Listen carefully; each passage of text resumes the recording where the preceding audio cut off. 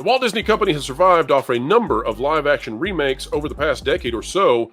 Not many people think those remakes are better, but they've at least been lucrative. Now, Disney seems to have changed their stance, and it's so bad that they have kicked out the guy in charge of it all. We'll tell you why, and we'll explain how this has an impact on Moana as well, right now.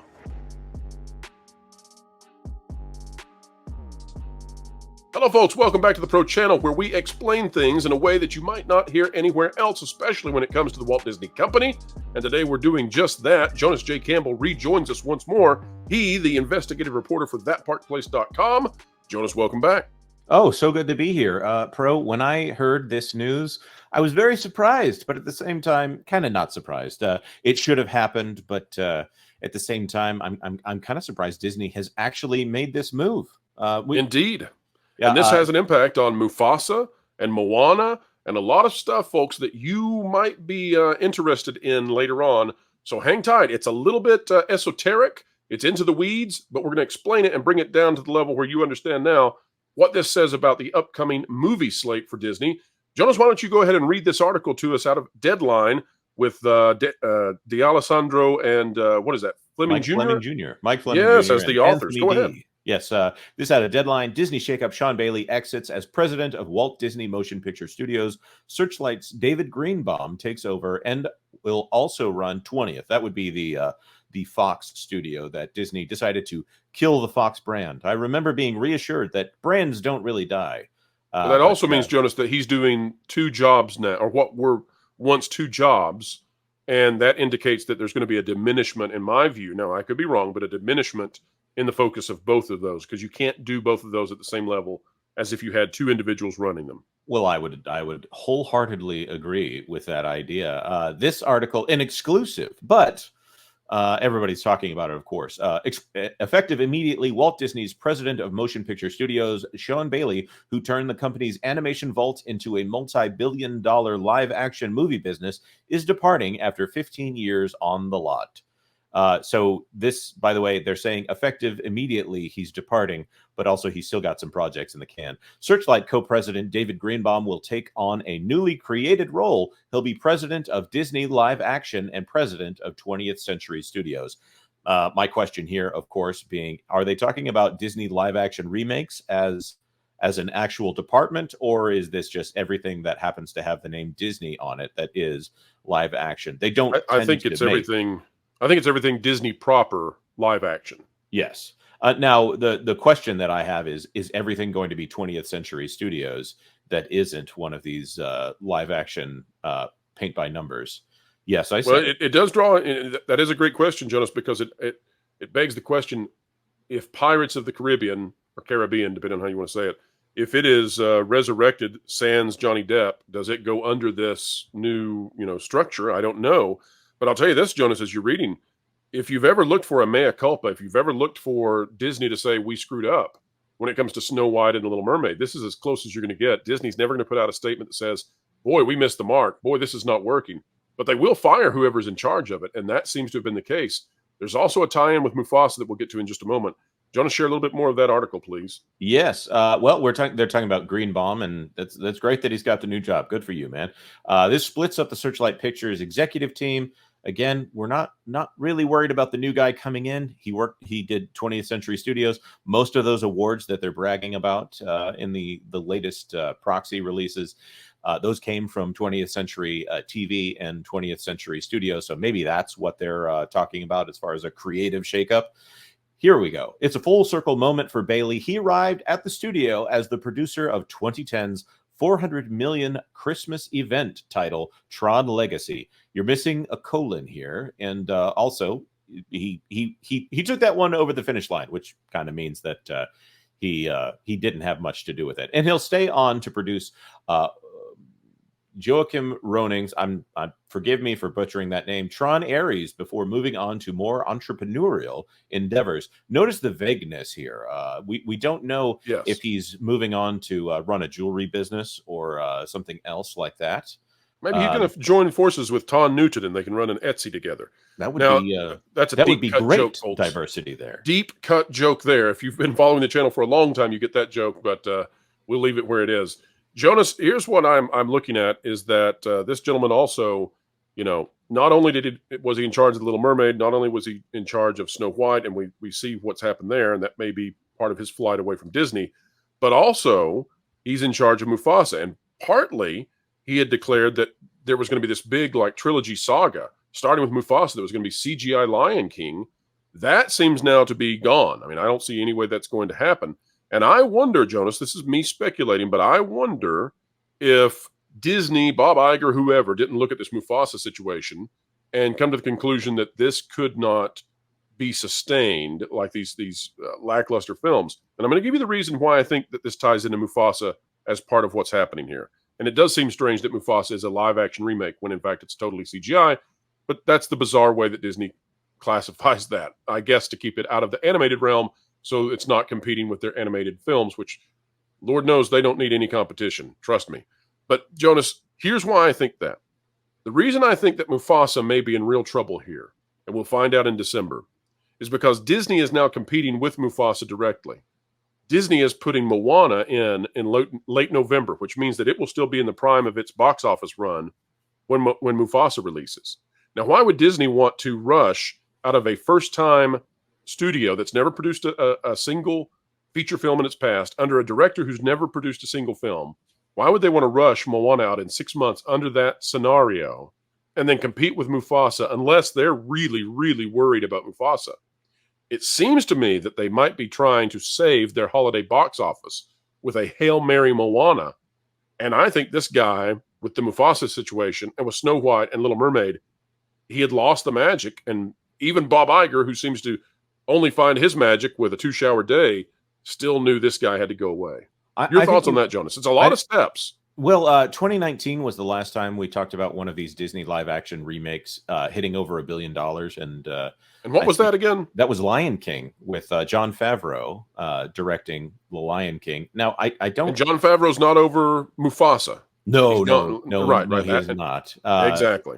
So these were the most favorable circumstances that you could have towards a film. It's Disney. It's branded. Everyone loved Disney. Everyone was showing up to pretty much everything that Disney was making at the time. I'm not saying that they were bad films. I just pre-political Disney, Jonas. Yes, it was. How about that? There was a change at some point in which maybe there was a more changing of characters' identities, a more outward-facing. Reimagine issues. Tomorrow came out, and they just flat out said it through. When Christopher Rufo leaked those videos, and the woman is there saying, "Hey, I've got a not so secret agenda for your children's programming." Good luck. Good luck surviving that. All of this coming to light when people at their most paranoid, staying at home for long periods of time, and it didn't help that Mulan was quite forgettable and probably written by a large country overseas. Well, I'll just say it. I mean, the CCP was a part of the script writing process for Mulan. It tanked the movie. And then Disney also said a giant thank you to a government located in that area after they filmed next to a place that I would say is a dark place of horrible experience, involuntary experience that mimics things that we've seen in history that we call atrocious. Yes. So all of that was a precursor to where Disney was going to be more publicly. We've been calling that out for a long time, and then Disney just continued to step in it and step in it and step in it. And so now they're a highly politicized company, but the live action remakes are not working anymore. And so this is the guy, this is the sacrifice. Again, Disney's not going to come out and say, we screwed up, but they're going to fire the guy who apparently, is going to be labeled as the guy who screwed it up, even if he was following orders from Big Bobby. Right. This was the easiest job in the entirety of the Disney company. Pay someone else to cash in on brands. And that's a great point. This is you don't even have to write the scripts. Right. Lowest effort, highest reward that anyone has ever had in a filmmaking job. Glorified updates to Blu-rays, right?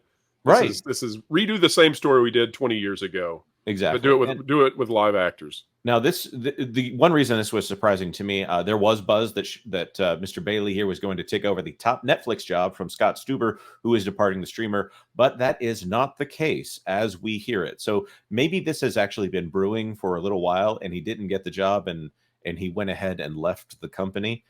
I get the feeling this guy is fired, even though Jonas, that's not let's put a stated bow on here. this. Let's put a bow on it. I'm going to bring a movie to your mind that you've not thought of and the audience hasn't thought of, maybe ever, but probably in a while. Under this same guy and under this same effort, we got a Disney Plus movie last year that was absolutely exactly everything that Bob Iger and Reimagine Tomorrow wants. Peter Pan and Wendy. Oh, that's a very good point. What a horrible movie. Wasn't that originally intended for theaters? It was. And just absolutely a horrid piece of propaganda that you could not find entertainment located anywhere in its soul. Not that it had a soul, but it followed right along with what the DEI folks want. And that's what, again, folks, remember what just happened to the gaming industry. We've just seen job after job cut out of the gaming industry because they followed along into this culture war. And here we have with Disney, a major exec who did everything he was supposed to do. He did everything. He followed their lead. He did it. Oh, sweet baby. He's doing anything he can do to make their day with Peter Pan and Wendy. And it doesn't work because ultimately, if you go along with what the Bob Igers of the world want you to do with this stuff, when it fails, you're the one who takes the fall. That's the lesson here, I think, from Mr. Bailey. I'll also add that if Bob Iger is hoping to say that he's got a creative shakeup by getting rid of this guy and replacing him with the guy from Fox, 20th Century Studios here, I don't really see that as a creative shakeup unless we are trying to dilute the Disney brand, because Disney has a very specific image in the American zeitgeist. And if we're just a random studio that happens to create films that appeal to adults, okay, that's fine. It's not Disney, but it's fine if you want to make money doing that. In fact, we've seen this transition on their calls. Let's point out, Elio was supposed to be coming out in a few months here. Disney looked at that and said, no, not going to do that, pushing that back. Captain America, Brave New World, New World Order. We're renaming that. We're only reshooting 3 very specific parts of the movie, otherwise known as Act 1, Act 2, and Act 3. And they're going to push it to next year. So they said no to that. Can I just say, Jonas, that your Freudian slip of calling Captain America Brave New World is the best Freudian slip of the day. I just want to say that. Isn't that not the name of the what is it? What is the name of the movie now?